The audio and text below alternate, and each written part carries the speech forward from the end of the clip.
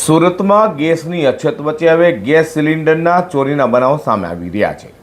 ઉધના, પાંડેસરા અને ગોડાદરા વિસ્તારોમાં ડિલિવરી ટેમ્પામાંથી બાટલા ચોરી થતાં ચિંતા વધી જવા પામી છે। હાલ બનાવ લઈને પોલીસે તપાસ હાથ ધરી છે। સુરત શહેરમાં ગેસની અછત વચ્ચે ચોરીના બનાવમાં વધારો નોંધાઈ રહ્યો છે, જ્યાં હવે ઘરેલું ગેસ સિલિન્ડર પર ચોરોના નિશાને આવ્યા છે।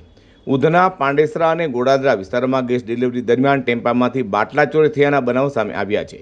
સુરતમાં ગેસ ટ્રાન્સપોર્ટ કંપનીનો કર્મચારી વિવિધ વિસ્તારોમાં ગેસને ડિલિવરી કરવા ગયો હતો, ત્યાં રોડ પર ઉભેલા ટેમ્પામાંથી અજાણ્યા શખ્સોએ તકનો લાભ લઈ ગેસ સિલિન્ડરની ચોરી કરી ફરાર થઈ ગયા હતા।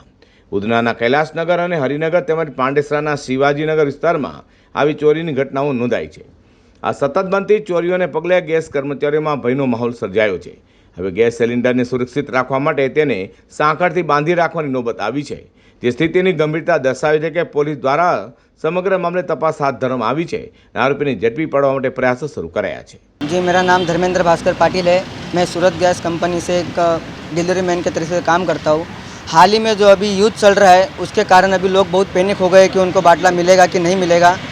उनको बाटला 25 दिन के अंदर मिल रहा है, जिनका झोपड़ी है। ऐसा पैनिक होने जैसा कुछ नहीं है, बाटला सबको मिल रही है, सरकार सबको बाटला दे रही है।